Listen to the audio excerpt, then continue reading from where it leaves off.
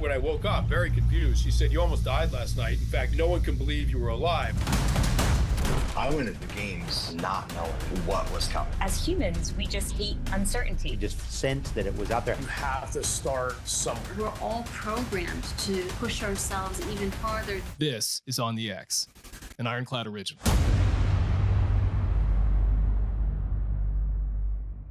Welcome to On the X. Today's guest is Jason Jaggard. Jason is a best-selling author, speaker, and founder of Novus Global, a leading executive coaching firm. He also co-founded the Meta Performance Institute, a certification program for coaching leaders.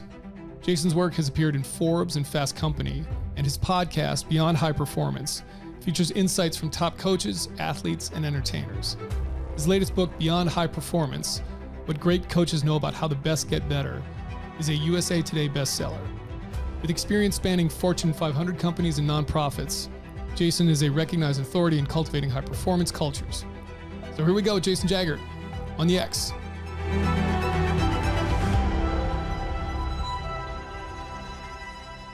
I was watching you on another podcast, I think, and you said something like you weren't proud of your first book. It was something That's like right. that. And, and why is that? I don't think I got to the why that was.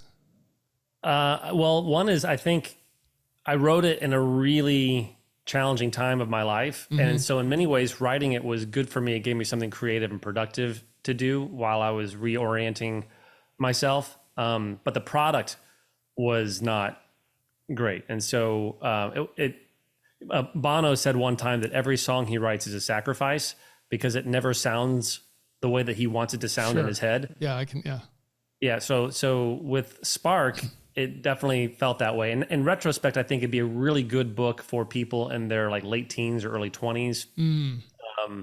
Kind of a orientation around risk and initiative and agency and proactivity and things like that.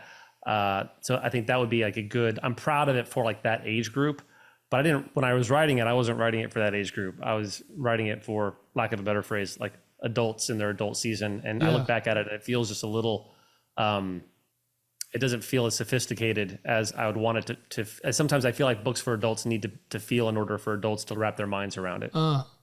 Is that something you feel in retrospect? Because I think it's like 12 or 13 years old at this point. Like, did you feel when you published it, did you feel that way? Or is this something where as you've gotten older and wiser, you look back on that? Is that just hindsight being 20/20 kind of thing?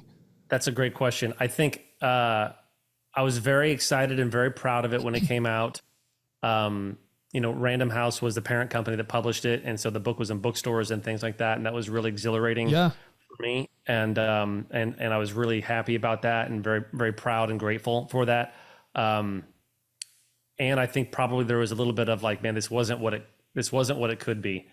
And I actually had a mentor say, "Hey, Jason, it's too early for you to write a book. You want to wait a little bit and like let some of these ideas cook." And in retrospect, I would say he's probably right. And I'm still glad that I did it because, better to help people than not help people. Yeah. And frankly, when I first signed the contract, my life looked very differently than when the book came out. And they gave me a huge advance that I completely didn't deserve. And I remember it's one of those moments when I remember I was driving to the gym and I was talking to my agent on the phone, and he said the amount they were going to pay me. I'm a first time, writer. And it's one of those kind of comedic, like, I'm sorry. Yeah, right. Like, say that again. I think the phone cut out, Yeah. Did you say, and he's like, yeah. And I pulled over and I like started to sob because I was at the beginning of going through a really tough season. And so in some ways that contract was kind of miraculous. Needless to say, they did not get their money back on, Random House sends me a letter every quarter reminding me of how much money they lost. Did they really? Yeah, not to be vindictive or anything. It's just like it's just business, right? Like okay. It's not like written in lipstick or anything. It's or like the cut out magazine letters, like a ransom note or something. Yeah, that's right. Yeah. Nothing like that. It was really just they're just in the metrics, but then it's like I flew the actual imprint of Random House had printed it. It's housed in Colorado Springs, and I flew to Colorado Springs after the book came out and apologized to them for how it didn't sell the way that we hoped that it would. And now I know a lot of different things, but I think that shaped the second book. One of the best things that came out of that first book was me determining never to do that again. And so with the second book, I waited 10 years, and it came out of the context of my own leadership, my own life, and the life of our firm and our coaches and our clients. And so it had a lot of integrity behind it. And then we swung for the fences. Like, we really did everything we could to make it as good as we could. The things I've learned about writing and how to just the craft and the art of it, I really took seriously. We hired consultants. We hired all sorts of support systems to help focus. I took a 3-month sabbatical. I was like, I am, whatever this thing is, and in some ways I don't care how well it sells, but I'm going to be proud of it. Yeah. And we are very proud of it. And of course it was on the USA Today bestseller list, and that was very exciting for us. But that's a fun artistic journey there. Yeah, for sure. And I don't want to spend a bunch of time on your older book, especially given everything the way you feel about it and whatnot. But there's a couple things in there that I just want to stay on for a second, if it's okay. Yeah. One is, you said you were, I think the word you used was reorienting at that point in your life. What does that mean? What were, if you don't mind, what were you going through that had needed reorienting? Yeah. So I had hit a lid in my career, and I hit a lid in my career. They were great. But I wasn't going to get to be able to do what I wanted to do there. And so then it felt very kind of lost around that. And then I had a significant relationship failure. And so a primary relationship that I had invested everything in, dramatically fell apart. And so those two things happened at the same time, unrelated. And so then that was a very disorienting season. And actually that's how I got exposed to coaching work. As I was looking for tools. I was looking for anything to help me navigate this season with honor and with grace and with strength. And a buddy of mine invited me to this 4-day kind of get coached for 4 days thing, and I was exposed to tools and concepts that are in the second book that I'd never heard in that way, or maybe it was the right time for it. I don't know, but it really stuck to my ribcage. And then it changed my life, and it helped me navigate that season much more eloquently. It helped me reinvent some of my relationships, to my parents, which was not a great, at the time, wasn't the kind of relationship either of us wanted to have. And so I got to reinvent that. And then I fell in love with the work, and then I just wanted to, I'm an evangelist by nature. if I find something good, I want to share it with people. And so this seemed good to me. And so I just wanted everyone to know about it. So then I got into do it for a living, and then I started the firm, and the rest is history. Just the other thing that I want to say there, I think, is it's funny. I think the book itself is sort of about exactly what you did, in the sense that, you have talk about Bono, right? I mean, anybody who's written is a musician. Your first songs, a lot of them suck. Very few people release the first, and I mean, occasionally it happens, but even for people where their first song that's public is a hit, that's on the backs of tons of songs they wrote to themselves that were garbage, right? Yes. And I think, for a lot of, it's you can't write the second book without writing the first book. It's a dream big thing. I mean, that's the Spark stuff is all about, hey, dream big, go in, right? And it's sort of that no risk proposition there. What's the real downside there? So it's almost like your own advice to yourself would say, yeah, but you sort of had to do that. I mean, you can't have The Empire Strikes Back without having Star Wars, right? That's right. And you got to get the reps in, and I did a little research on you beforehand, and so I listened to some of your show, and you're a great interviewer, which is a weird thing to say at the beginning of an interview. I should have waited till the end. But I enjoy your show. I loved your interview with Malcolm Gladwell. I loved your interview with Simon Sinek, and I loved I love that you're a musician. Oh, thanks. And I went and I found some of your music, and I really enjoy it. Oh, okay. So that's good that you're saying that after actually having listened to some of it. Yes. Yeah, that's right. And to your point though, two things about that. One is for our audience, life is art, and leadership is an art. There is a degree of creativity to everything that people do, And and some of it's more overt or explicit than others. Like music obviously is more explicitly artistic.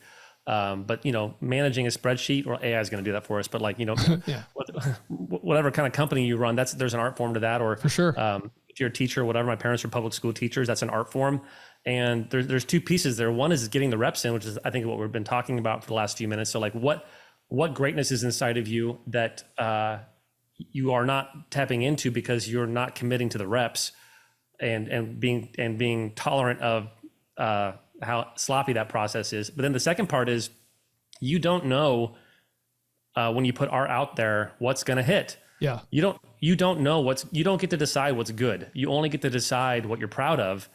And yes, right. There's going to be, so as an example, Malcolm Gladwell, Tipping Point didn't get on the bestseller list until his next book came out. It was his second book, I think, which was Outliers or something. Yeah, I don't know the order, but yeah. That put his first book on the bestseller list. Right. Yeah. And so you gotta ship it, because Chris, for all I know, you're gonna one of the songs you've already written is gonna win a Grammy. You just don't know. Yes, I'm holding out hope for that to one day be a reality.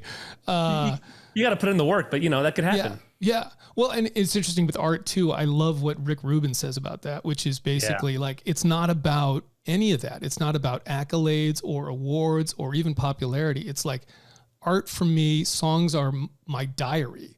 And it's like, why do I care what somebody thinks about my diary? Right. Yeah. And I love that. It's like, I make art for me. If other people like it, great, but that's not what I'm doing. I'm not making it for them. And I think that that's right. That is right. That's where art comes from. So and just to go ahead. Sorry. No, please. Well, one of my favorite leadership maxims is leadership is the art of mastering paradox. And I attribute it to Max Dupree, but I can't find out where he said it. But anyhow, so leadership is the art of mastering paradox. And what's interesting about Rick, because I think you and I both read his book on creativity I haven't read it yet, but it's on the list. I have to read so many books for this podcast that like I don't have the time for ones that I just want to read, That's right. We can talk about that when we're done with the interview. But what's interesting about Rick is he's a pure creative. Yes, and 100%. What I'll tell you, 100%. What I'll tell you is, if he didn't also partner with people who were not pure creatives, no one would have ever heard of him. Mm-hmm. For sure. And so the business part of show business, I find to be just as romantic as the art side. Like, because he's like hey bro, like whatever just lights you up, and who cares? It's your diary, which I like. Also, if you want to pay the bills with yes, of course, writing, of course, then you have to think commercially. You have to think, what does the audience want? You have to think, and then it's navigating that tension of art and commerce that I think that's where wisdom is. And I actually think sometimes people produce. In fact, what was it? What just came out? And there's time after time there's stories of filmmakers. Oh, it was the sequel to Joker, and it probably is better than the critics said that it was. I haven't watched it yet, but the critics just hated it. And it's going to lose. Warner Brothers is going to lose tens of millions of dollars on it. And the whole story, the story is, if it's true, is that. The director, whatever his name is, he was given like carte blanche, like just do whatever you want, and that's why it sucked. And so like directors in Hollywood are always complaining about the suits, but the reality is 9 times out of 10 the suits make everything better, because they're like, dude, it's not just your diary. Like, you're asking 100 million people to come watch this. You have to care about what they think too, at least a little bit. And I find that to be really healthy. I find that to be like navigating. I'm obsessed with like navigating tensions. I think that's a really valid point. I think with Rick's stuff, what I think the point he's getting across to people is like, don't start there. Don't start with what do other people want to hear. Yes. You're never going to create art if that's your starting point. Your starting point needs to be like, what makes my heart sing? Where, being authentic to you. And then if it's like, okay, I want to actually make this a livelihood, you got to figure out a way to make it commercially viable too, on top of that. Yes. Yeah. Yeah. Well, and so like an example of that is my friend Tiffany. She's an incredible Tiffany Thompson. She's an amazing singer-songwriter, and she hasn't hit yet. So it's like an undiscovered gem. She's so good. And she's definitely put in the reps. You'll love this. Actually, I would highly recommend you do this. I'd never seen an artist do this. So she composed, like you said, like 20 songs or whatever. Mm-hmm. And then she had a listening party where she played like 2 verses and a chorus, but not the whole arc of the song. Okay. And then everyone had the list of her songs, and they gave feedback about what they liked, didn't like, and then they ranked everything. And then she took, so she started with her diary, and she's very much like a diary person, very authentic, very artistic, very like I think she might have bought me the Rick Rubin book, and she's one of my wife's best friends. And and then she took that feedback, and the feedback doesn't own her, doesn't control her. It's just feedback. And now she essentially got enough feedback. She could have gone touring for a year, but she did this in one night. And now she's taking that back and reworking the songs based on what resonates with her and what the audience says is resonating with them. And a little while ago, she replayed some of the songs, and we were like, wow, like you really have stepped up. And I thought, what a creative. It's great. I love it. Then that's a really smart, right? So when I think of sort of, I don't know what you want to call it, but like gross intelligence, there's sort of, that's a great balance of like the intuition side of it, right? The sort of affect in that side, feeling thing, emotional part, and the intellectual, like cognitive, discerning component of it, right? The really nice balance of those two things. Yeah. And I think that's the sweet spot. That's the sweet spot of living. And it's difficult to stay in the magnetic center of that. Yeah, for sure. All right. Well, so let's get into you here. We've been talking about Rick Rubin, and we've been talking about all these other things. So the question I want to start with is, if someone asks you what you do for a living, what do you tell them? Yeah. Oh, I mean, well, what I do or what we do, it's hard to, these days, both. It's hard to talk about. So yeah, I'm a diplomat. I'm a emissary of the firm. I'm sent out to talk to people about the firm. And what we do is we work with individuals and with organizations who have this sense that, I think most people do, but they have this sense that they have another gear inside of them. Mm-hmm. Like there's kind of like this ache that their life is really precious, and that they want to excavate as much talent or beauty or nobility or whatever inside of them as possible before they die. And then we walk with them through some processes to help them, and oftentimes their teams, excavate that in a way that helps them, of course, make more money and or increase satisfaction and or decrease expenses, et cetera, et cetera. It's a lot of fun. Yeah. And can you just real briefly, can you kind of talk about what got you here? Because you even talked to, like, this first book, you said you got an advance, so you must have been doing something where someone was interested in giving you money to write a book. So what got you to what you're doing now? Is this something you always wanted to do? Did you kind of, what's the short version of the process that got you where you are now? Yeah, no, I never intended this. And so I was a pastor in my 20s, mm-hmm. and I worked at this incredible faith community, and I know a lot of people have had negative experiences with those, and there's a good reason for that. But this one was special and not perfect, but special. And I loved working there. It was so much fun and really formative for my 20s. And it had a huge platform. And so I was like a rising star in that community that had a huge platform, and publishers love authors, but they love a platform even more. Mm-hmm. And if you're a bad author with a great platform, you're set. If you're a great author with no platform, it's going to be a struggle. Yeah. And so I probably was more the first and the second. And so part of the reason why they offered me that fat advance was because they just assumed that whatever book I wrote would be magnified through that platform. Yeah. Okay.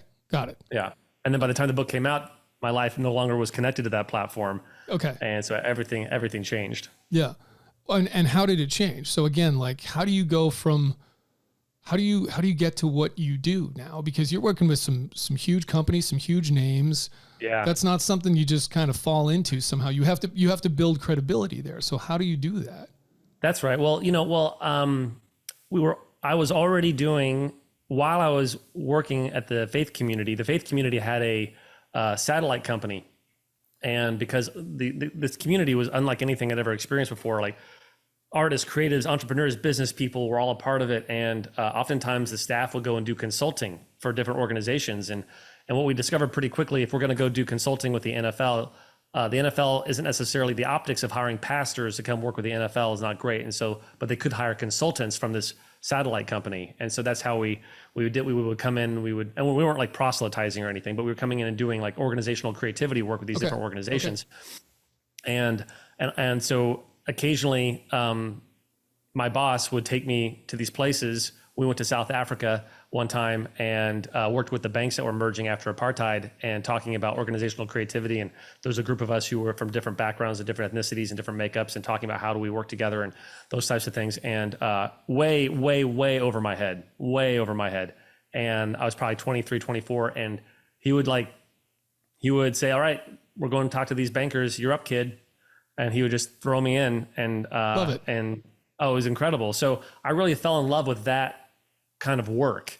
Okay. And so then when I stepped off of staff, I created my own consultancy company. And because I was working mostly with colleges at the time at the faith community, it made sense that I would start working with colleges organizationally. And that's when I started teaching at Pepperdine. That's a fun story. I wrote them a letter saying, hey, if you hire me, you'll never forget it. I know I don't have any credentials or anything, but I think I'd be a really good professor.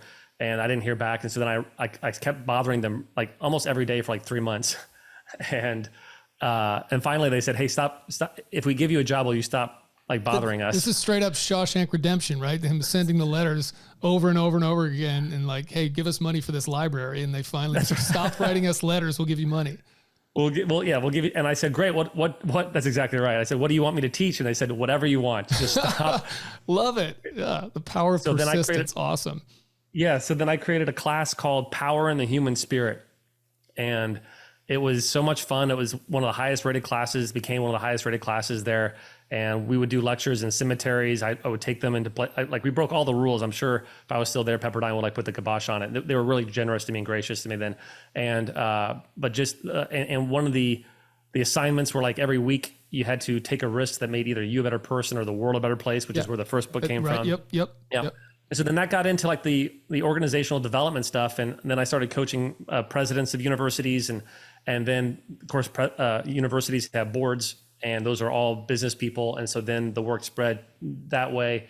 And that was really the authority map into people of great talent and means trusting the people who are introducing me to them that I might be valuable to them. And did it start off as just sort of general consulting? Like we have a problem, we're not thinking about something, we're stagnant, whatever it may be. Was it leadership consulting to start? Was that the focus?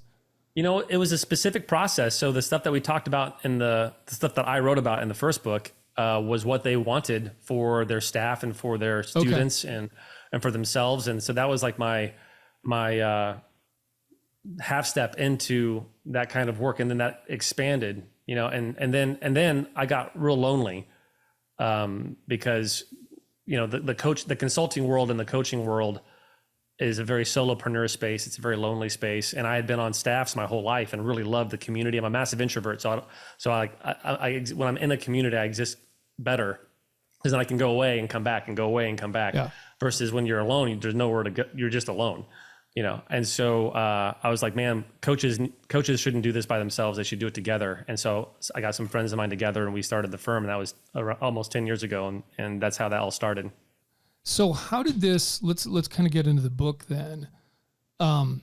It's interesting because I would say most leadership books, especially sort of business leadership books, they're aimed at like either low performing companies, low performing leadership, or average, where it's like, we're going to get you to being good. Like even Jim Collins, like good to great, kind of that, right? That motif, that mentality. Yours is different. Yours is sort of like, if you're already a really high performing company, like how can you go beyond that? How can you kind of remove the limiting beliefs, whatever you want to call them, and go further? So was this something you had set out to do, or was this over time, this was sort of a theme that kept coming up for you where you're like, hey, this can be a niche for us, and this is something we can do better than any other organization out there? Man, that's a great question. So I was doing some informal consulting with like a Fortune 5 company, and Wow.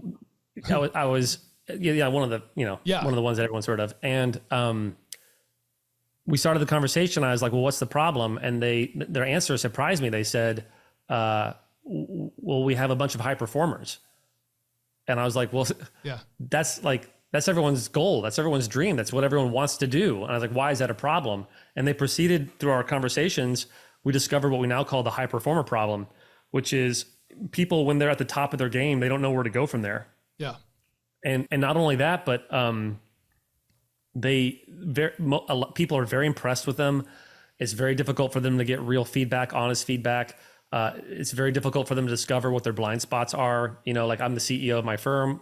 My jokes are funnier because of those 3 letters, you know, and right. I'm not that funny, but everyone's very kind. And also I know that, now the firm's getting big enough now. There's like 50 coaches and a couple dozen staff that support us. And now it's getting to the point to where like there's politics and who's in the room and how can I warm up to so-and-so. And, you know, and so these are these dynamics that creep into every organization. It's human. There's nothing you can do about it, but you can not be blind to it.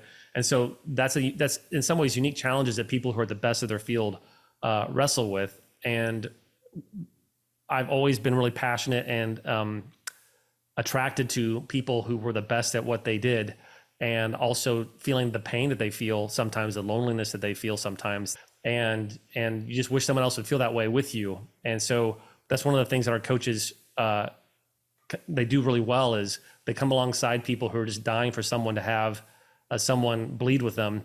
And then we get into the arena together. On the X is proudly presented by Mechanics Wear. Known for their durability and comfort, Mechanics Wear gloves are made from top quality materials, offering protection against impacts, cuts, and abrasions. They feature advanced breathability and moisture wicking technology to keep hands cool and dry during any task. Designed with precision, these gloves provide a secure grip and flexibility, helping users work more efficiently and safely. They've certainly been my personal go-to glove for decades. Mechanics Wear gloves are available at most retailers, on mechanicswear.com, and on GSA Advantage.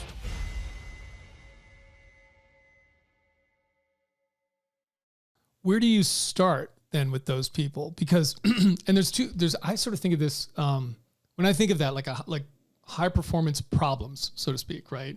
Yeah. I sort of think of it of 2 kind of main things, which you kind of mentioned there. One is, hey, I can't, someone who's aware, I can't see my own blind spots. Everyone laughs at my jokes because I'm the boss. Like, you know, so I need someone to tell me that. But I can also see people that don't think they need any of that. They just think they're awesome, right? They're like, yeah, I'm awesome. I'm the boss and all my ideas are amazing. And you sort of talk about, this is probably somewhat tangentially related to it, this sort of false growth mindset idea, right? Which sort of plays into that. So where do you start there? Do you see those 2 types in front of you? Or am I correct there? Is there more than that? And what's your first kind of like, what do you first do with those people? Well, I want to make a distinction between someone being a high performer and whether or not someone's coachable or not. So you can be a high performer and be coachable. You can be a high performer and not be coachable. You can be a low performer and be very coachable, you know, or you can be a low performer and not be coachable. So there's a nice quadrant there.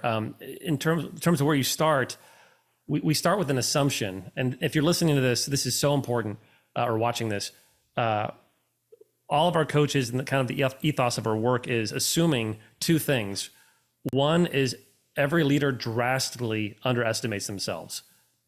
And the second is every leader drastically underestimates their teams.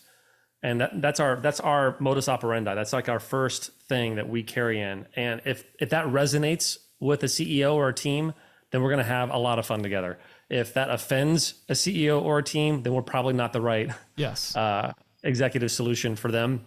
But that's the first step, is to say, and look, you may not feel that way. You may not feel that you underestimate yourself. You may feel that you're operating at all 6 or 8 cylinders or whatever. And let's just slow this down. And like, you know, Einstein said, imagination is more important than knowledge. Let's just pretend. Oh, I love that. I've never heard that quote. That's a great quote. Oh yeah.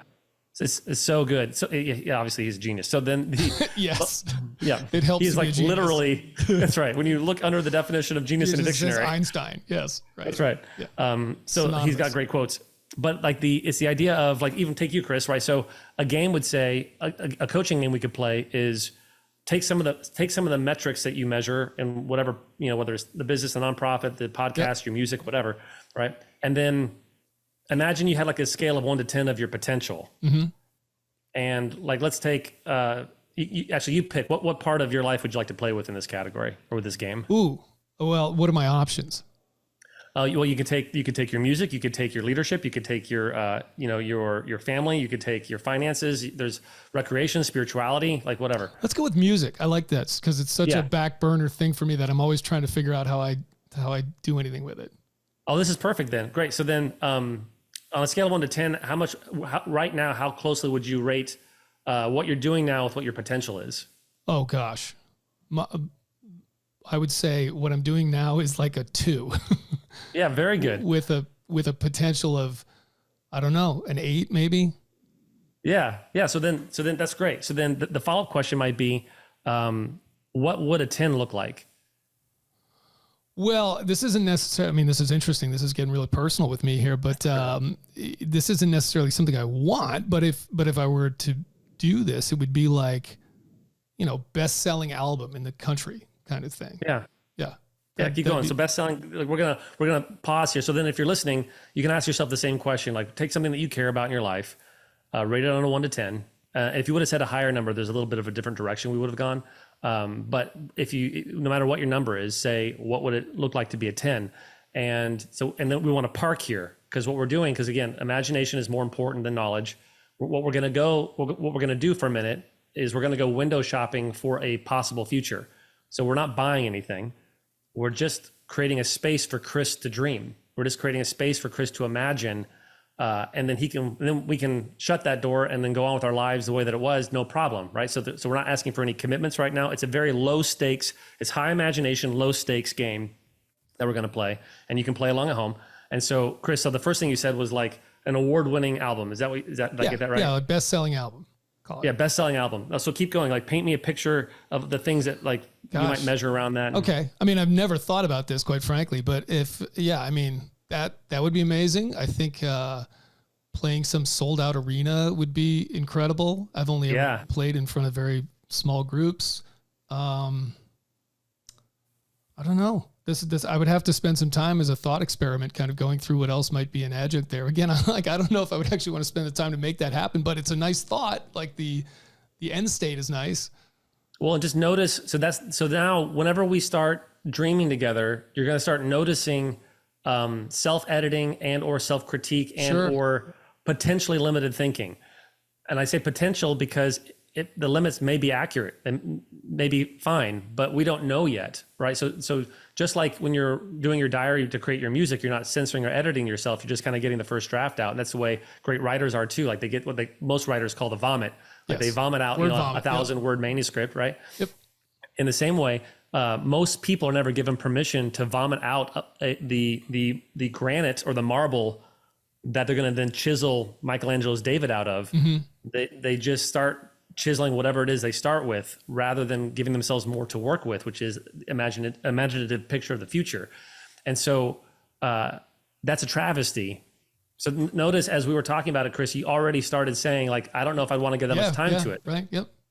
Well then, my job isn't to decide whether that's true or not, but my job is to ask the question, well, what if you could do it without it taking a lot of time? Right. Would that be interesting to you? Yes. Sure. Right. And so we start, because you get to decide what the game is. This is your life. It's no one else's life. So like Dr. James Naismith invented basketball in the early, I think, 19th century or first part of the 20th century at KU. And that game evolved, right? When the game was first invented, you couldn't walk. I think if you had the ball, you had to pass it. Dribbling wasn't a thing. Then they invented dribbling. Yep. And then, like a couple decades ago, there was no 3-point line. They invented a 3-point line, and that changed the nature of the game. And so just like Naismith or the NBA or whoever can invent a 3-point line, you get to invent the rules to your game as well within certain boundaries. And so what if the game was, how do I create a award-winning album with X amount, devoting only X amount of time to it? Yep. Okay. And would that be right? Would that be fun? Would that be interesting? Yeah, for sure. Yeah, absolutely. Right? And that's the game that people never give themselves permission to play. And then one quick anecdote to that is a friend of mine. She was one of the youngest anchors at CNN, and she's written a bunch of New York Times best-selling books.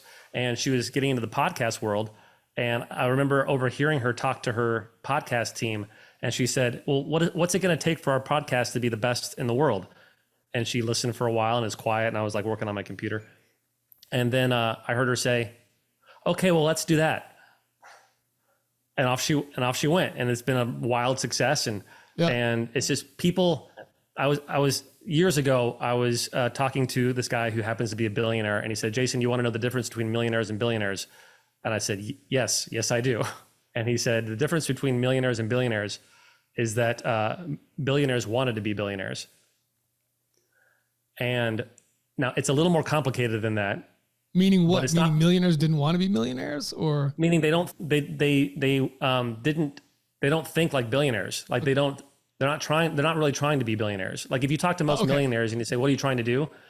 They'll say, like create independence, create, enough for me and my family to live on, maybe creating generational wealth, that kind of a thing.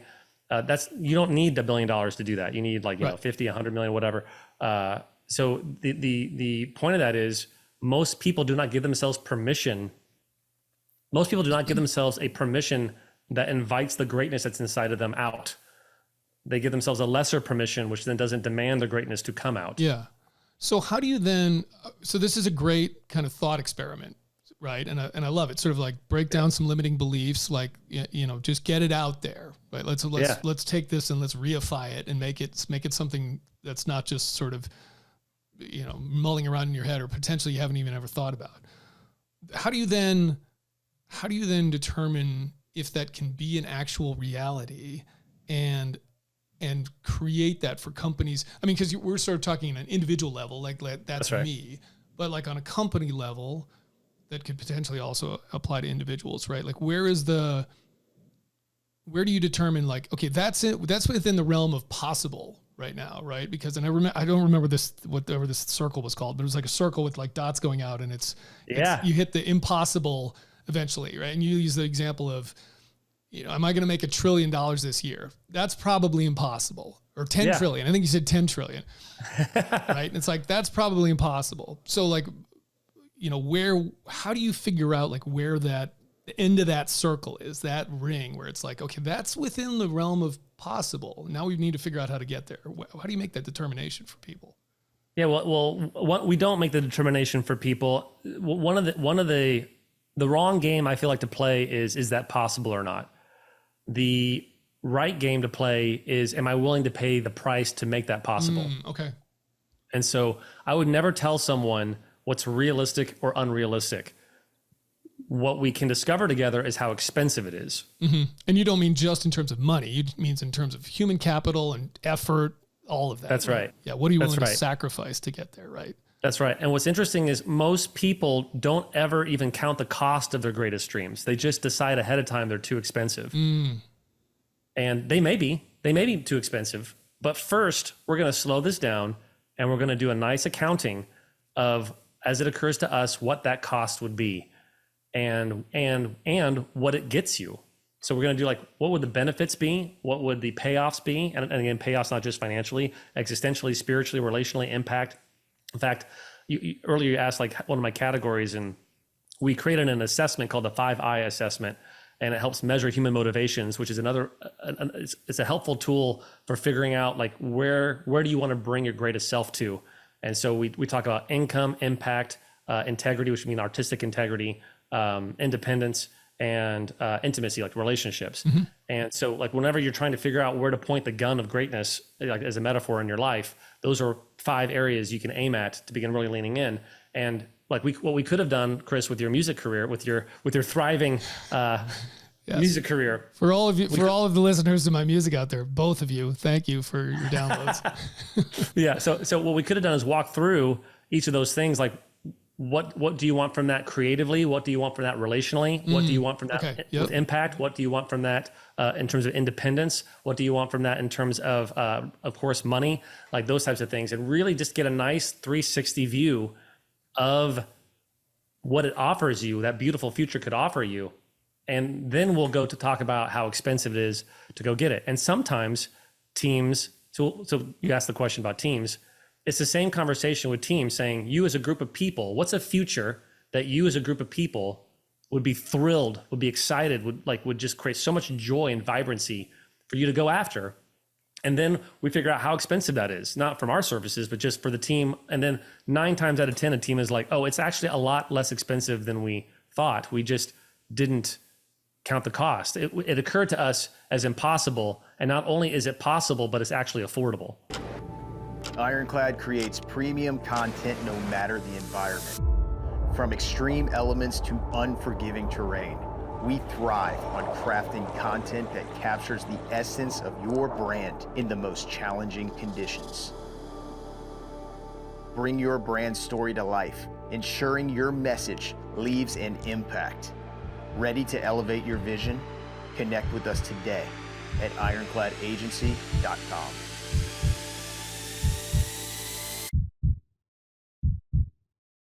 Where does that? I have a couple of questions on that. One is when you come into companies and they're like, or teams, and they're like, well, we hadn't even considered that.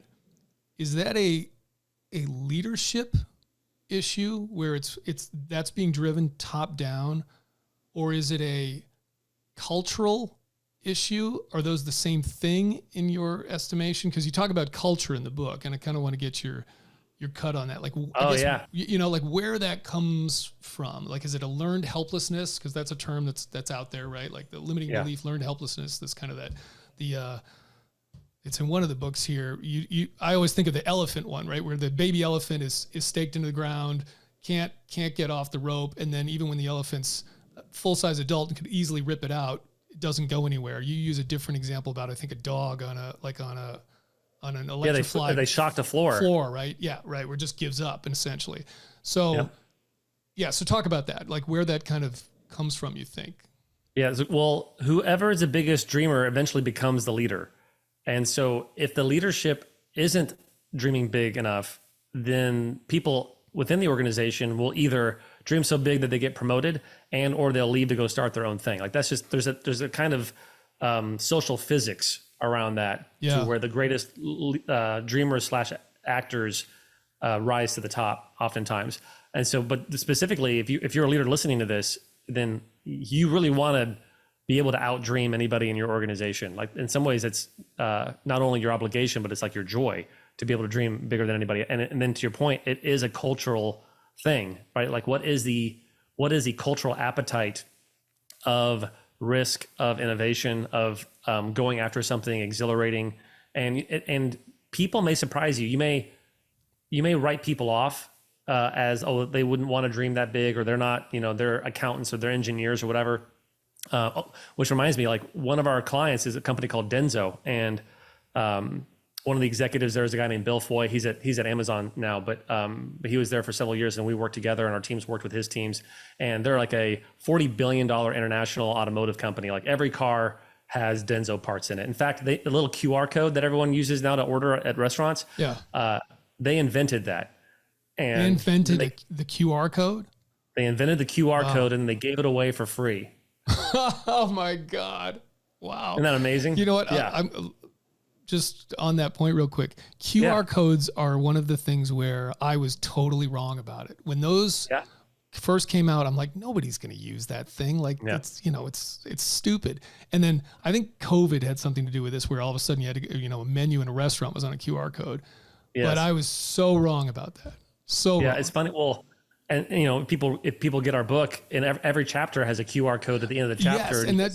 Yes, and that's the first time I've ever seen that, and I think that's such a brilliant move. Thank you. Yeah, we were really thrilled about it, and we offer like hundreds of dollars of free resources to people to customize each chapter, and it's fun to use a technology that our clients invented to help serve people and get more access. And by the way, I don't like QR codes either. I've changed my mind. At this point, it's so normal now. It's like you do it all the time. It's all over the place, and it's actually really easy. But when it first came out, I'm like, it just seemed like a stupid thing that just nobody would do. It's like an 8-track. It's like, nobody's gonna use those things, right? I still don't like it. Really? I go to restaurants and I'm like, I don't want to scan. I don't want to look. I'm here to not look at my phone. I'm fair. Yes. No, I agree with you in restaurants like that. I want a menu in a restaurant, but like on other things, it's great when it's on a poster or something. It's like find out more info. And like in the book, it's great because it's funny. I read lots of books and I've never seen that before. And I can't believe I've never seen it before because it solves the problem of like a book, like 4-Hour Work Week. It's got all these URLs and everything. It's like, I can't click on any of that. I got to like type it in. And that's a pain in the ass. And half the time people just aren't even going to bother doing it. But QR code, yeah. And I did it. I was like, cool, let me see where this takes That's me. awesome. Thank you. Yeah. So let me put a period on the Denso story. So we come in, we're working with these engineers, and engineers are a unique bunch. Like they're wonderful, like pocket protectors, like the whole deal. And, and so you wouldn't necessarily assume that those folks are like romantic or dreamers or anything like that. And we worked with Bill and his team. And so we started thinking about how could they were really longing to get projects done faster. They kind of wallowed, they took a longer time. And there was one project they were working on that was like 12 months long. And Bill just started asking questions. He was like, well, what if we were able to do it in 9 months? And at first they were like, that would never work. And then they sat with it for a second and they were like, and then one person, all it takes is one, would be like, well, no, it could work if we did this, and then two people were like, actually, that's actually a really interesting idea, or we could do, and then it starts. And so then they, through the coaching, they started putting some of our tools and principles in place, and they went after it.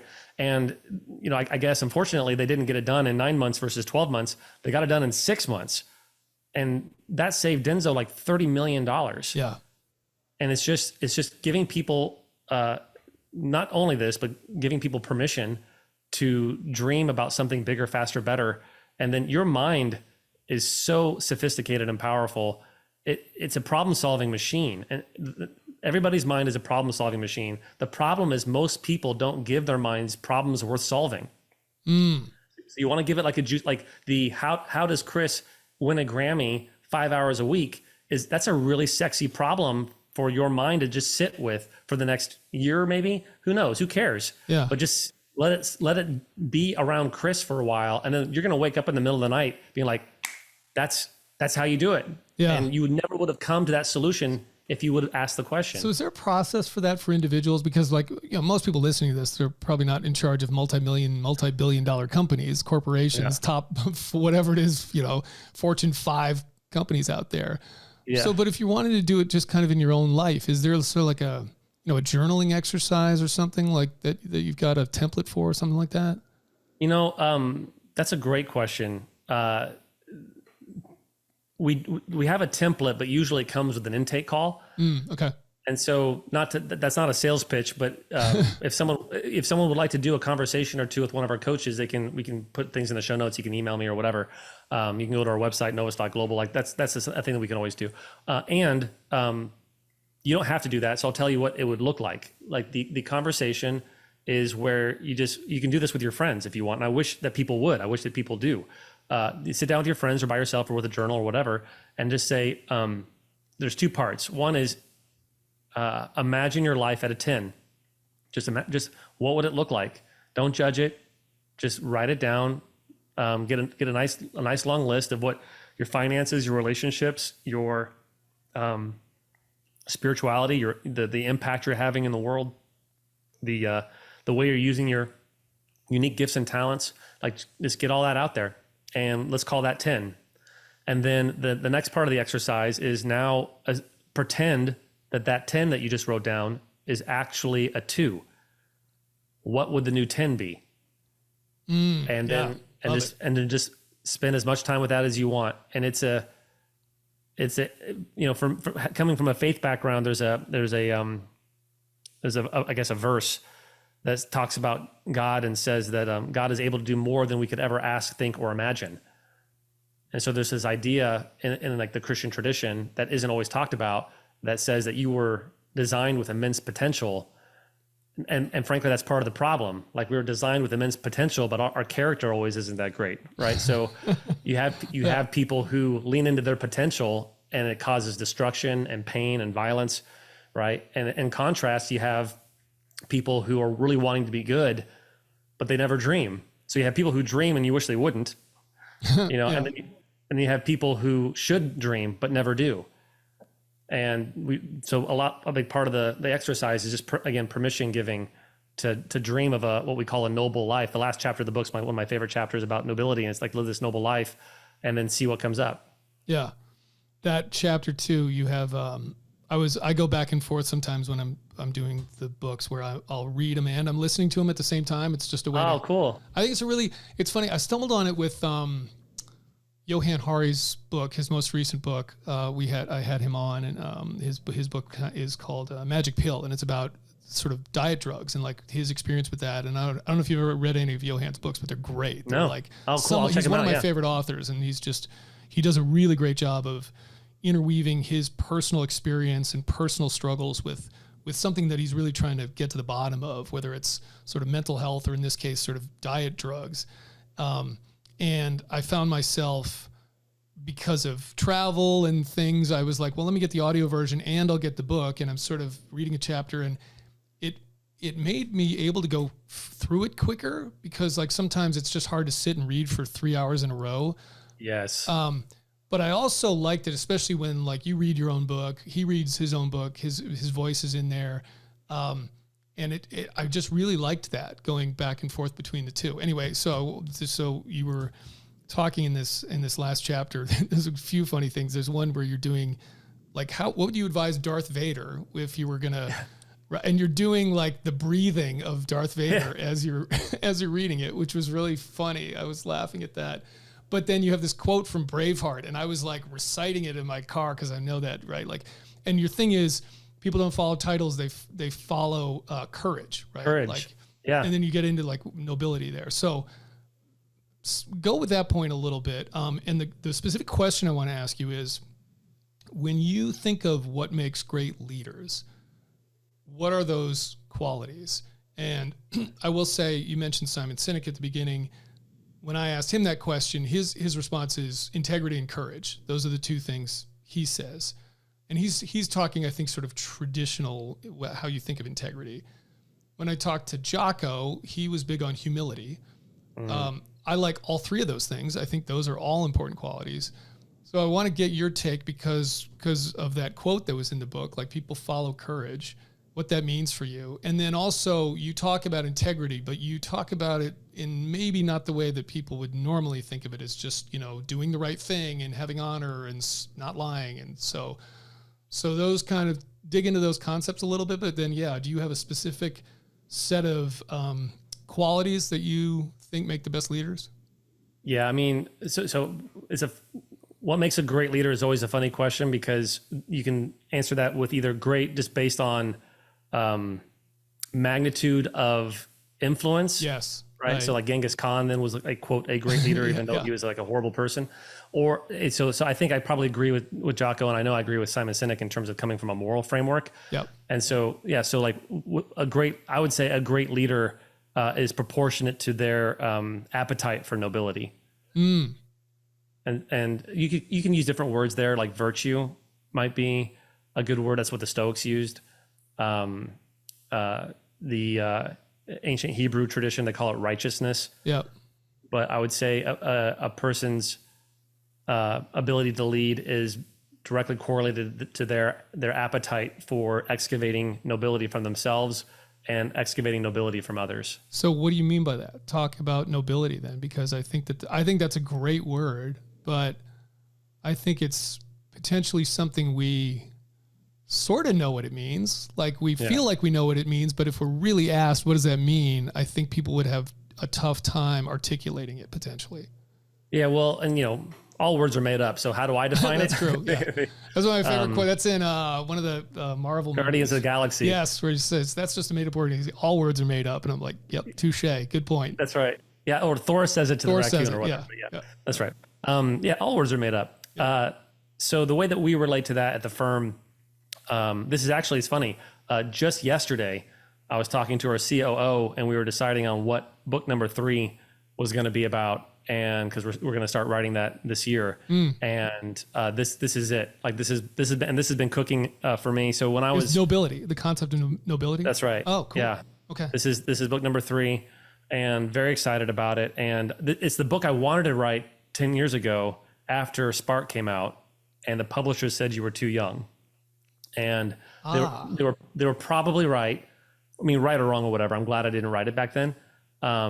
And now it's been 12, 13 years. And I just finished reading Marcus Aurelius's Meditations, and he started writing that when he is in his 40s. And had you never read that before, Meditations? I never read it. No way. Really? Yeah.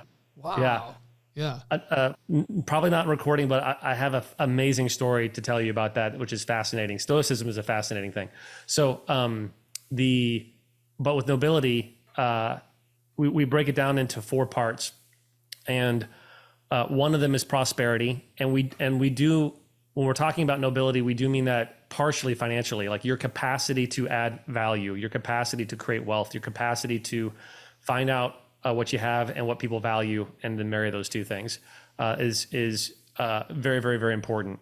And then the second piece is not just prosperity, but doing it in a way that's life-giving, doing it in a way, what we call creativity, like doing it in a way that's unique to you. So it's the intersection of prosperity, creativity, and then the third piece, there's 4 pieces. The third piece is not just doing it in a way that is about you only, but about community. So doing it in the context of community, that's the third piece. And then if you're seeking prosperity in a way that's unique to you and to the people you're doing it with, and you're doing it in the context of community, the last piece is generosity, and doing it in a way that gives back, brings back, that leaves the world better than you found it. And so then those 4 pillars, then what we would say is the object of the game is to, like Spinal Tap, dial each of those up to 11. Like how do you find the synergy? Most people put those things at odds with each other, but how do you find the synergy of those things, those 4 things? And what we suggest is, as you wrestle, kind of like Lancelot's horse going in 4 different directions at once, if you wrestle with those 4 things and try to hold those tight and bring them into a nuclear center and excavate those in a really beautiful way, that would be the noble life. And you can in some ways look at people and assess in some ways a nobility metric based on how they're leaning into those things or running away from them. Yeah. Yeah. That's cool. Do you also sort of espouse speaking of Simon Sinek, like a why, like a purpose as being a critical piece of that, and have a kind of way to approach that? You know, what's interesting is, that's interesting. In some ways, I look at nobility as valuable for its own sake. Huh. Okay.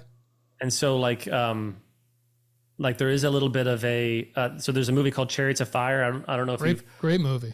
Great soundtrack. Yeah, it's a great soundtrack.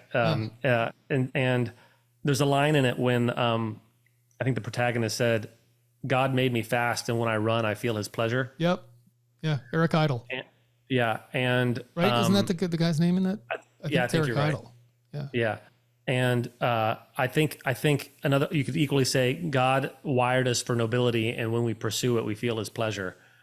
And so there is and by the way, those 4 pillars I totally ripped off of Proverbs 31, which is, so King Solomon gathered these ancient proverbs, and the last chapter of Proverbs, the second half of the last chapter of Proverbs, works through those 4 pillars in kind of an abstract way.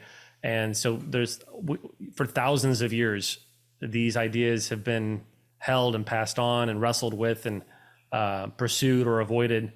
And so there's something, we would say there's something almost sacred or divine about going after it, and that it leads to human flourishing and fulfillment, and that human flourishing and fulfillment is worth it in and of itself.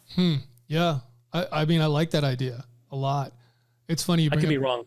No, I like it a lot. I'm just kind of stewing on a little bit. I like, it's funny you bring up that character in Chariots of Fire, who's was a real person. Yeah. Real person. Yeah. But the way he's portrayed in that movie, it's almost like, the way Phoebe used to run in Friends, where it's just kind of like a little kid would run and sort of all over the place. And he's got that exuding joy when he runs, right? That's exactly the quote, like, that you're talking about there. And I often sort of I think of that character in terms of working out, of like trying to harness that way of feeling, because so many times when we're exercising, basically in our head, it's like, this sucks. I'm tired. I'm in pain. Yes. I mean, I've CrossFit, so like most of the time you're in pain. Yeah. When you're doing that, but you don't have to, your approach, like your mentality, your attitude doesn't have to feed that. It doesn't have to stoke that flame. You can try to harness the sort of the joy of that, right? Where that guy's running at full neck speed, completely exhausted, and he's still like arms flailing, like experiencing, whatever he's experiencing, there's some kind of elation there, right? And so Yeah, I think it that's is. a really important lesson from that movie. Well, plus most people would rather look good than have joy. Yeah, well said. Yes, for sure. And even I beauty think is about this pain for a lot of, Yeah, really in a lot of ways. And I think about this all the time. Like if you could pick between helping 1 million people and no one will think that you're arrogant, or helping 1 billion people, but the price you're going to pay is that 1 million people are going to think that you're arrogant, what would you choose? And people know what, quote, the right answer is in their heads. of course. But based on how we live our lives, most people would rather never, ever be accused of arrogance and help less people than dream bigger and help more people and risk being accused of being arrogant or whatever. It's like, we would rather look good than be fully alive. Yeah. Although I think the older you get, the more you lean into, I don't give a shit what other people think about me. Yeah. I think 20 years ago, I would have felt exactly what you're saying there, where I would have been like, oh, having 1 million people hate me or whatever. Now I'd be like, screw them. Like, I don't care. That's right. I'm up to my thing. Yeah. That's right. By the way, just one sort of extemporaneous thought that I had as we were talking here about like your next book is, getting back to, I don't want to keep going back to Simon Sinek, but he's got his sort of compendium to start with why, which is Find Your Why, which is like a workbook type thing. That might be really valuable for what you're doing. We talked about the thing with people of like, how would I do this if I'm just journaling it already? And then the nobility piece too. Like, I feel like if there was sort of a instruction manual that went along with it, it could be really helpful. I don't know if that's something you're working on, but that's something I would be interested in. Yeah, well, and thank you for saying that. That's something, I mean, it'll be fun to take the tools that I've been using with myself and the tools that we've been using in the firm and with our clients for the last 10 years or so, and begin handing them out a little more liberally to the world. It's for the last 10 years, it's been kind of a private deal. Mm-hmm. And again, like I wanted it to cook, wanted it to marinate, wanted to make sure that I could write about it with some degree of authenticity. And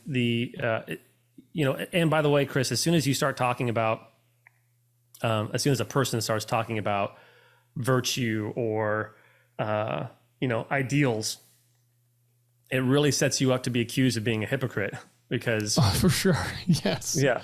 Yes. Yeah. And so one of the things that I had to think through and our team had to think through is it worth being accused of being hypocritical sometimes for the sake of holding up these things that are really precious and valuable to us.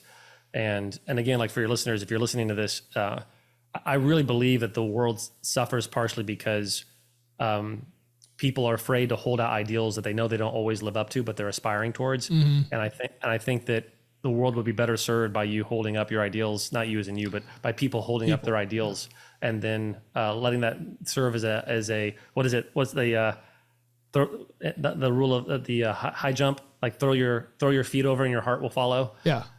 There's a little bit like that. Throw your ideals up and your heart will follow. And certainly in this time in American history, we need more virtue now than ever. And I think we're uniquely positioned to do that. And this is another thing with, look, you talk about wisdom in the book too, like the fact that, our species, Homo sapiens, that means wisdom, right? Like you're talking wise man is what it literally means. And that's one of those, I loved you had a thing in there about, which, man, I'd never thought about, is like, there's no end to that.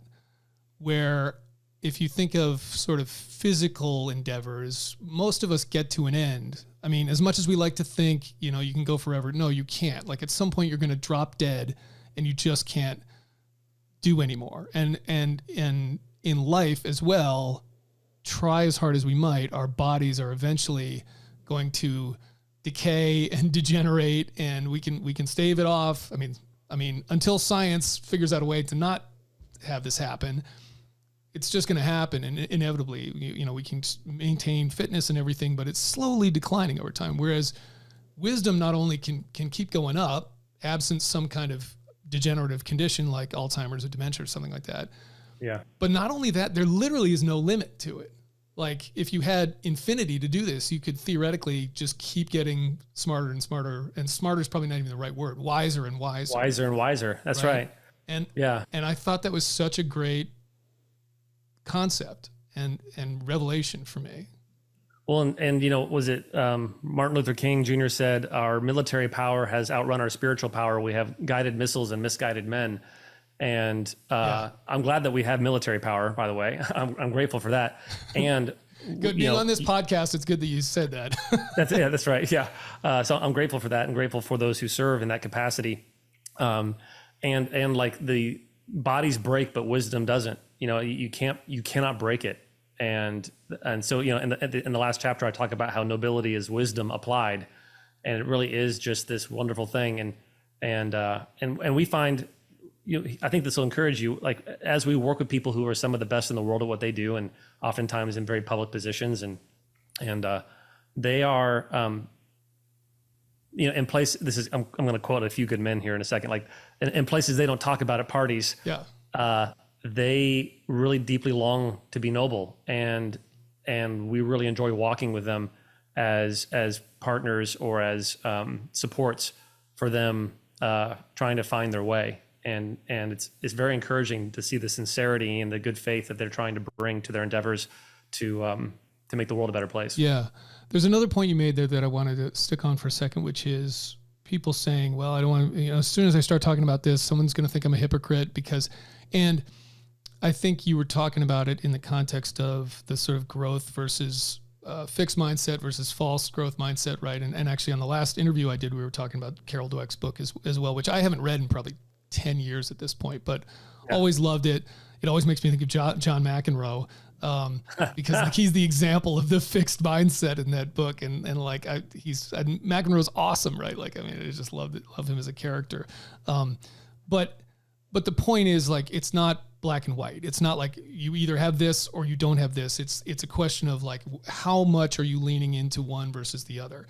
Yes. And that is, it's so true with everything. It's like, we're all hypocrites at some point in our lives, yes. Right? No one is absent ever being hypocritical in their life. And it's like, there's not just good people and bad people. It's like, people are good sometimes, they're bad other times. And the question is, how much are you leaning into the more nobler of the side of the coin? That's the trick. That's what we're all trying to go for there. But there's just, we're not in these boxes of just you're this or this ever in any of these categories. No, and the belief that that's a pernicious belief and it's rampant right now, and the belief that that's true really only exists when people don't exist in community. The more you exist in community, the more you realize how multifaceted everyone is, and the noble pursuit is a team sport. Like no one achieves the nobility they were meant for by themselves. Everybody needs of course, coaches, mentors, whatever, but more than that, friends, partners. 100%. Yeah. That's interesting you said that. Do you think that that's our increasing sort of penchant to act that way is a byproduct in some respect of our increasing isolation? Like the fact that we just sort of sit in armchair quarterback things more and more these days? Yeah, I do. I think just like people, technology is neither good nor bad. It's just how people use it. Yeah. And I think people have unintentionally chosen to use technology over the last several decades to unknowingly isolate themselves. And by the way, success does that too. The more affluent you are, the more isolated you become, and so there's the compounding effect of a wealthy nation and a technologically advanced nation, which really diminishes people's ability to be with each other as we really are, not as we demand them to be. I do want to talk about a couple of the specific things, sort of sections of the book, so to speak, and some things you talk about in there. And the one I want to start with is this kind of sailing versus rowing energy concept. I think that leapt out to me because I was a lightweight rower in college, and so I was like, nice. Oh, you're talking about like rowing against the wind and stuff like that. So just talk about that. What does that mean exactly for people that are completely unfamiliar with that idea? Yeah, well, I think that it's on the chapter on energy. And so like part of this is about people figuring out where their energy comes from. And in the same way that you can use the 5 motivators, the 5 I's for that, and you can also try to discern with this metaphor. So some people are like sailors. And so they, in terms of what motivates them or how they're motivated or how they choose to exist in the world, they wait for the wind. You know, like if the boat's not going anywhere, you're not going anywhere. And then when motivation strikes, when inspiration strikes, when you get authentically excited about something, when then the wind comes and it's mystical and magical, and then you're off to the races, and it's wonderful. And a lot of artists are that way. Not very famous ones, but Yeah. you know, a lot of artists are that way, and a lot of people kind of design their life around that. Where when are you going to work out? I'll work out when I'm inspired to. When are you Yes. going to write? I'll write when I'm inspired to. When are you going to, that kind of thing. And then on the flip side, you have rowers, and rowers, they don't give a shit about the wind. They're going to put their back into it, and they love hard work. They love grit. They love the sweat. They love the strain. They love the effort. They love they'll take something easy and they will make it hard so that they can accomplish things. And the reality is both of those perspectives have pros and cons, right? Like the rower sometimes forgets to sense the wind, because sometimes for the rower, you may be working your ass off and the wind is actually blowing, and you could go faster and or enjoy it a little more if you just listen to the wind, paid attention to the wind, paid attention to the momentum, the energy, the life. Like you said, a lot of people go to work out gritting their teeth rather than with an open heart, and how that actually increases your capacity. An open heart could actually increase your capacity to perform. And in the same way with people who are sailors who are waiting for the wind to come, what happens when the wind's not blowing and you can't pay the bills? And I forget who said it, was a president, I think, maybe it was Henry Ford or something, that says that like inspiration looks a lot like hard work. And Yeah. right. Yeah. And so when, sailors have to develop the discipline of learning to pick up the oars and to put their oars in the water, and they're going to get blisters, and it's okay. And it's not like you're going to stop listening to the wind. And then rowers need to sometimes relax a little bit. And we find that when people, we tell a few stories of examples of this in the book and some of our clients, but the idea is, how can you bring both of those into your life? Again, leadership is the art of mastering paradox. So don't just lean into rowing if you're a rower, and don't just lean into sailing if you're a sailor. Learn from each other, and then your life will be more rich and more rewarding and more successful. Yeah, and I like that a lot. I would say for me, I think for a lot of people, you have to figure out ways to sort of, where it's not, I'm waiting around to be motivated, right? Like I always think of the Stephen Pressfield, The War of Art, like this, defeating resistance is the same kind of concept of like, it doesn't matter if you're motivated or not. The thing is, sit down, if you've got some goal, whatever it is, you're a writer or trying to be a musician, and it's like, you just establish the routine and like go through the process every day. And at the end of that time, every day, it doesn't even matter if it was good or if it was bad, if you made any actual progress. The point is that you did that work each day. But on the flip side of it, I get worried sometimes about just all of the messaging now that is just like, do more. Like the secret to life is just doing more. Yeah. Right? So it's like, hey, you better be like, while you're in the shower or listening to a podcast or read a book at 2x speed so you can absorb as much optimize your time kind of thing. I think that is becoming something that, while important, it's important to, if you have a goal, like you got to work hard to get to, of course, but this sort of just do more just for the sake of doing more, I think can be, I don't know if dangerous is the right word, but it's almost counterproductive.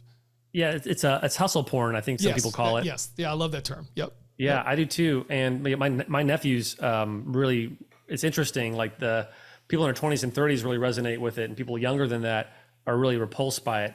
And again, it's a paradox, right? So like, how do you have goals and give your best to it? How do you give 110% to something, but not be owned by it, right? Yeah. Like how do you hold it without it holding you? And I do. And there, in the coaching work, we make a distinction between accomplishing more and doing more.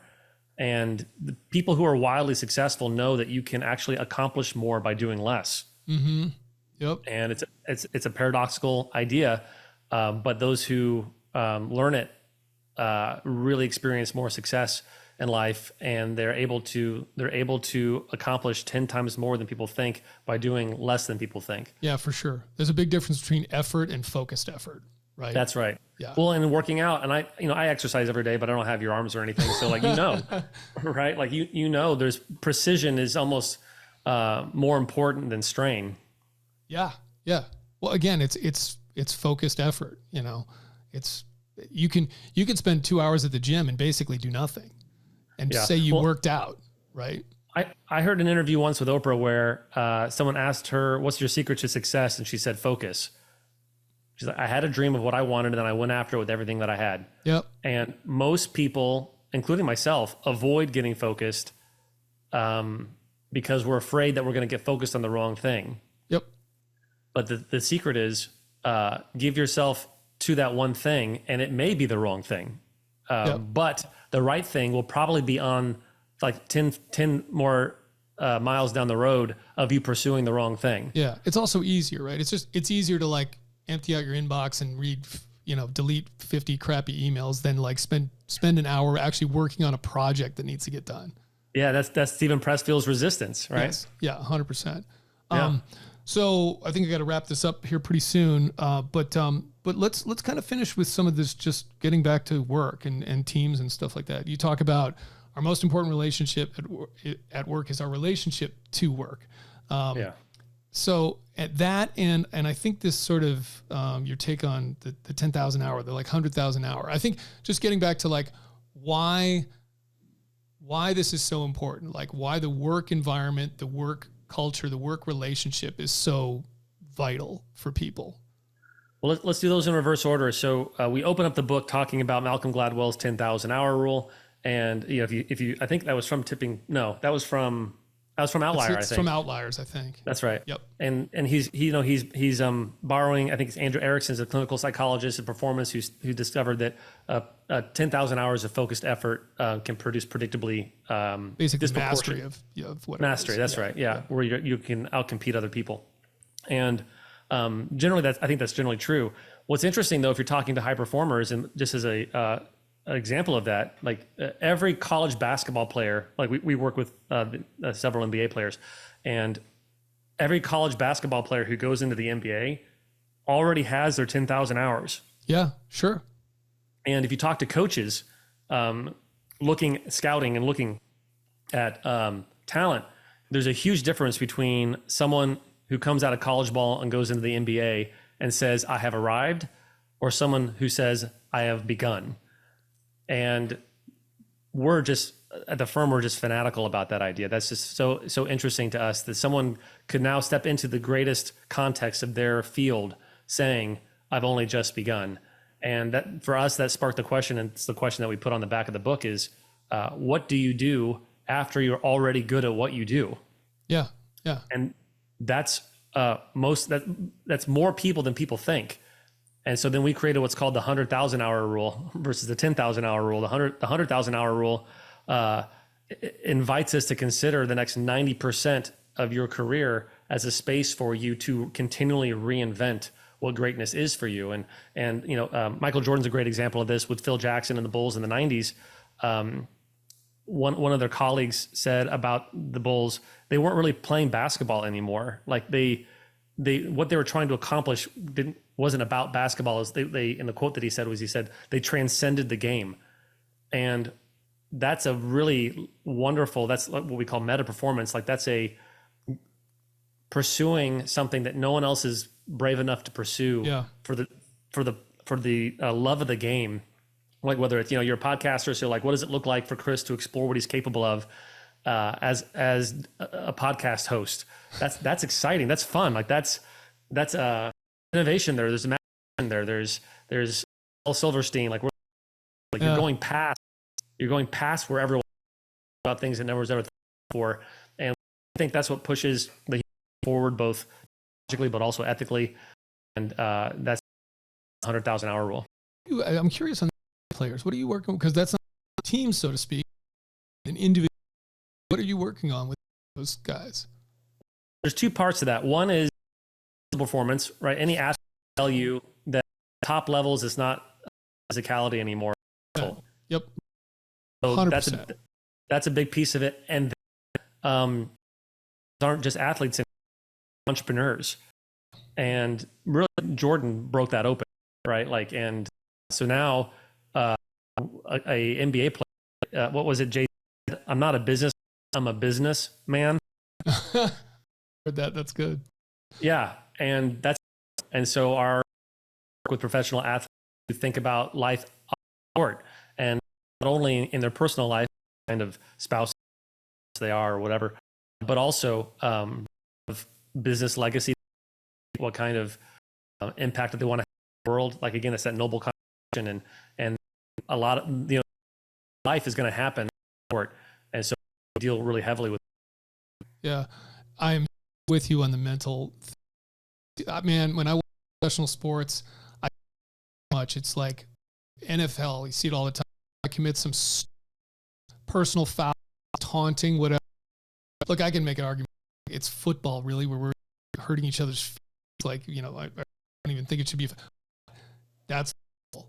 And so when these guys those fouls because they're emotional and everything, I just think, man, are like the top of the top in terms of fitness, and so much time on that stuff, and they're getting actually better, if better.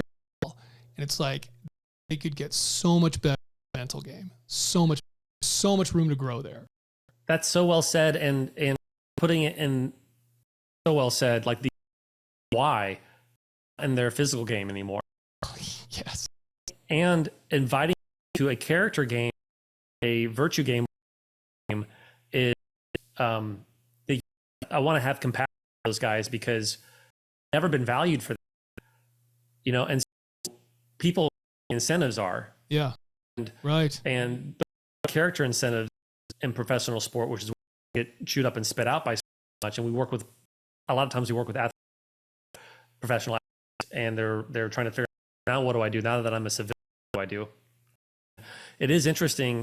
Things we're hoping, Dan Lafayette, who is a main partner of our firm, but he's up our sport divisions. And him and the other coaches in the firm are like about walking alongside the organizations, professional sport, to help them equip these guys and gals with the resources to where their is brighter than their talent, and because that's where that's I love saying character. That's fantastic. It's exciting because it not just to like quote be a good person, but because that's where the ROI, that's where their greatest world is going to be, and it's really hard to convince a person who is playing in front of 100,000 fans and million television. That's not the. There's actually something for them to. Not that that's insignificant, but there's something bigger, and it's a pleasure to these folks and invite them into that. Yeah, that's awesome. Perfect place to end it, man. Character brighter than talent. That is fantastic. Such a great way to put it. Much for coming on today. Just love the conversation. Just so many great quotes that other people and in this to go back and listen and write them down because they were fantastic.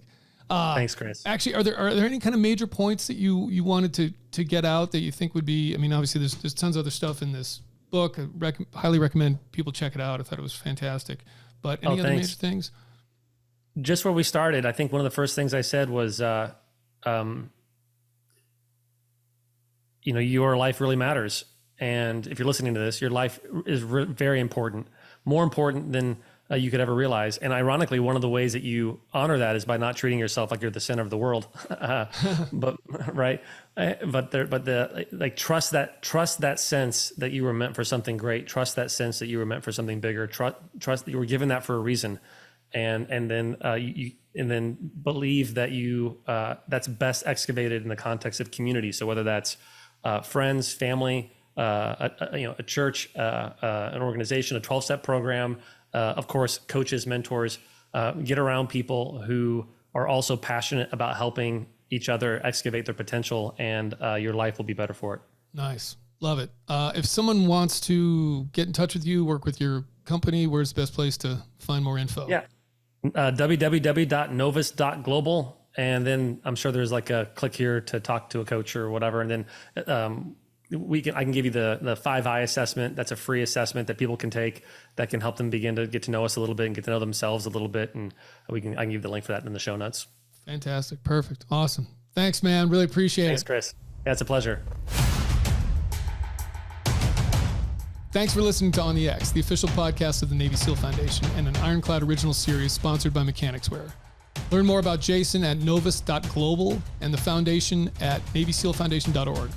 Or text On the X to 60104 to join our subscriber list. See you next time.